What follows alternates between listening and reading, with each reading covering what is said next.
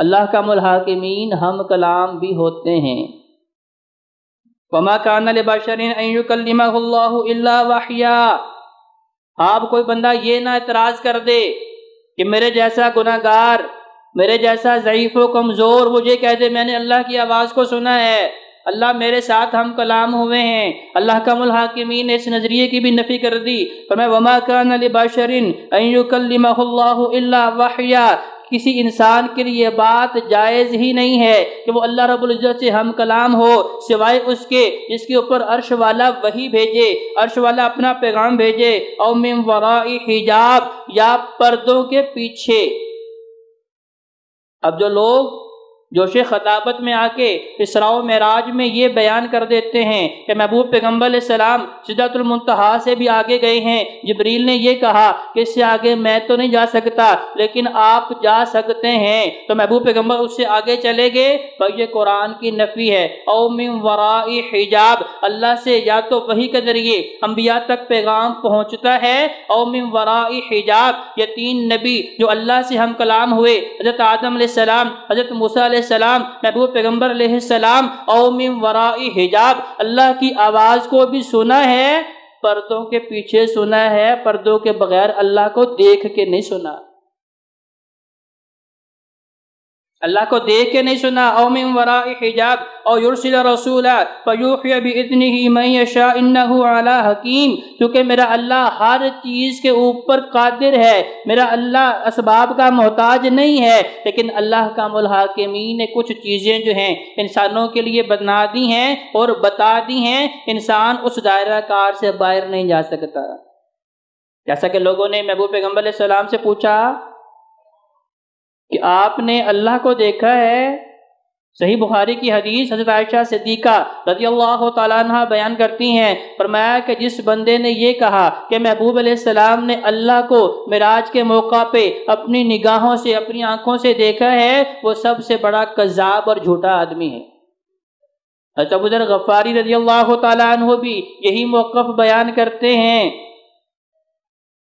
لوگوں نے کہا کہ محبوب پیغمبر علیہ السلام بتائیں کہ آپ نے رب کو دیکھا؟ کہا نہیں۔ کہا موسیٰ علیہ السلام بھی تو کوئی طور پہ جاتے تھے، کہا وہاں اللہ سے ہم کلام ہوتے تھے، اللہ کو دیکھا نہیں تھا۔ ان کی قوم کے وڈیروں نے، بڑوں نے بھی یہ مطالبہ کیا تھا، ہم اللہ کو نہیں مانتے کہ اللہ ہے، ہم اسے خالق نہیں مانتے، ہم اسے مالک اور کنٹرولر نہیں مانتے، کب مانیں گے؟ حتی نر اللہ جہرتن، جہاں تک کہ ہم اپنی آنکھوں سے دیکھ لیں کہ واقعی اللہ ہم سے ہم کلام ہو رہا ہے، اللہ موسیٰ علیہ السلام سے باتیں کر رہا ہے، لاڈ پیار کی باتیں ہو رہی ہیں، ہم اپنی نگاہوں سے دیکھیں گے تو مانیں گے۔ اللہ نے کہا موسیٰ میں نے اس دنیاوی آنکھ میں اتنی طاقت رکھی نہیں ہے جو مجھے دیکھ سکے، کیونکہ بھائیو دیکھیں یہ گرمی کا موسم آنے والا ہے، دوپہر کے وقت میں ہم سورج کو ٹکٹکی لگا کے نہیں دیکھ سکتے، یہ میرے اللہ کی چھوٹی سی مخلوق ہے، تو میرا اللہ جو نور ہے، نور السماوات والارض، میرے اللہ کا نور زمین و آسمان سے بھی بڑا ہے،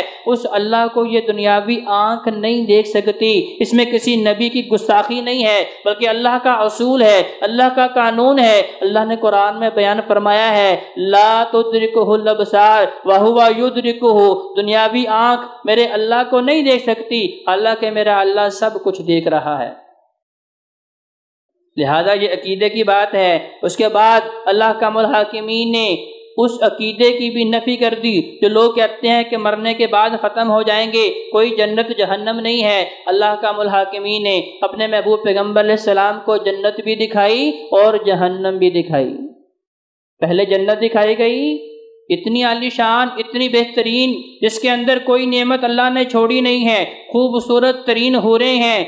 غلمان، چھوٹے چھوٹے بچے خدمت کے لیے موجود ہیں، سونے چاندی کے محلات بنے ہوئے ہیں، دودھ شہد کی نہریں چل رہی ہیں، گھنے سایہ درخت تہ بتہ لگے ہوئے ہیں، تخت سجے ہوئے ہیں، وہ جنتیوں کے منتظر ہیں کب جنتی جنت کے اندر آئیں، جنت میں داخل ہوں۔ یہ ٹھاٹ باٹ کی زندگی جہاں کسی قسم کا شور نہیں، کسی قسم کی بیماری نہیں، کوئی تکلیف نہیں، کوئی شور شرابہ نہیں، جو اس کے اندر ایک دفعہ چلا جائے گا خالدن فیہا، پھر ہمیشہ رہے گا، ایسا نہیں ہوگا کہ اس کی کوئی بھی نعمت جو ہے وہ ختم ہو جائے۔ وہ پیغمبر علیہ السلام نے جب جنت دیکھی، کہا جب میں جا کے زمین والوں کو بتاؤں گا اللہ نے اتنی عالیشان جنت بنائی ہے، اتنی خوبصورت، اتنی بہترین جنت بنائی ہے، تو کوئی بھی بندہ جنت سے محروم نہیں رہے گا۔ اللہ کا الحاکمین نے کہا ابو پیغمبر اب دوبارہ دیکھ کے آئیں، اب اللہ نے جنت کے ارد گرد جو ہے اعمال لگا دیے ہیں، اعمال کی مشقت ہے، محنت ہے، اس جنت کی قیمت ہے، اب جو قیمت ادا کرے گا اسی کے ذریعے جنت میں داخل ہوگا۔ لیکن ایک بندہ قیمت دینے کے لیے ذہنی طور پہ تیار ہی نہیں ہے، اس کا مطلب کیا ہے کہ وہ بندہ وہ جنت میں جانا نہیں چاہتا۔ کیا دکھایا کہ بھائی اب اس کے سامنے فحاشی اور یانی ہوتی ہے، لیکن وہ اپنی نگاہوں کی حفاظت کرنے والا ہے۔ اس کے سامنے برائی سر چڑھ کے بول رہی ہے، لیکن اسے پتہ ہے میں نے اپنے اعمال کا رب کی بارگاہ میں جواب دینا ہے۔ اس کے سامنے لوگ سودی کاروبار کرتے ہیں، لیکن وہ کہتا ہے نہیں میں سودی کاروبار نہیں کرنا، کیونکہ یہ اللہ کے خلاف اعلان جنگ ہے۔ اس کے سامنے اس کے دوست شرابیں پیتے ہیں، وہ نہیں پیتا۔ اس کے سامنے لوگ برائی کر رہے ہیں، وہ نہیں کرتا، کیونکہ اسے پتہ ہے اگر میں نے جنت حاصل کرنی ہے شدید ٹھنڈ کے موسم میں، صبح کے وقت، فجر کے وقت جب اذان کی آواز ہوگی حی علی الصلاۃ حی علی الفلاح، گرم بستر چھوڑ کے ٹھنڈے پانی سے وضو کر کے رب کے دربار میں حاضر ہو کے بتائے گا اللہ میں جنت کی قیمت ادا کرنے کے لیے آ گیا ہوں۔ شدید گرمی کے موسم میں 13، 14، 15 گھنٹے کا روزہ، پاس معقولات حلال طیب موجود ہیں، کھانا موجود ہے، پینا موجود ہے، لیکن نہیں کھاتا کیونکہ جنت کی قیمت ادا کر رہا ہے۔ وہ چاہتا ہے کہ وہ عبادات جو اللہ نے میرے اوپر فرض کی ہیں اب ان کی مشقت برداشت کروں گا، اس کے سلے میں اللہ کی رحمت کے ذریعے جنت ملنی ہے۔ اب جنتی باڑ دکھائی گئی، کہا اللہ اب تو جنت میں آنا ناممکن نہیں، کہا بڑا مشکل ہے، اس کے لیے بڑی محنت کرنی پڑے گی۔ اللہ کا الحاکمین نے جہنم بھی دکھائی، وہ جہنم جس کے اندر ایسی شدید سے شدید وادیاں ہیں، ایک وادی دوسری وادی کو کھا رہی ہے، اتنی شدید وادیاں ہیں۔ محبوب پیغمبر علیہ السلام فرماتے ہیں کہ خود جہنمی وادیاں اس وادی سے دن میں 40 مرتبہ رب کی پناہ چاہتی ہیں۔ جہنم اپنی اس وادی سے پناہ مانگ رہی ہے، لیکن افسوس کہ ہمارے جیسے باغیوں نافرمان رب سے نہیں ڈر رہے، اس جہنم کے دہتے ہوئے انگاروں سے نہیں ڈر رہے، اس جہنم کی پکڑ سے نہیں ڈر رہے جس کے اندر انسانوں کے لیے کھانے کے لیے خاردار جھاڑیاں ہیں، زخموں سے نکلنے والی پیپ ہے، کھولتا ہوا پانی ہے، گرم ترین شدید پتھر جو ہیں وہ کھانے کے لیے دیے جائیں گے، بدبودار۔ اس کے باوجود جو ہے انسان گناہ پہ گناہ کرتا جا رہا، پتہ بھی ہے یہ جہنم میں گرانے والے اعمال ہیں، اس کے باوجود کرتا جا رہا ہے، اسے کوئی خوف نہیں ہے۔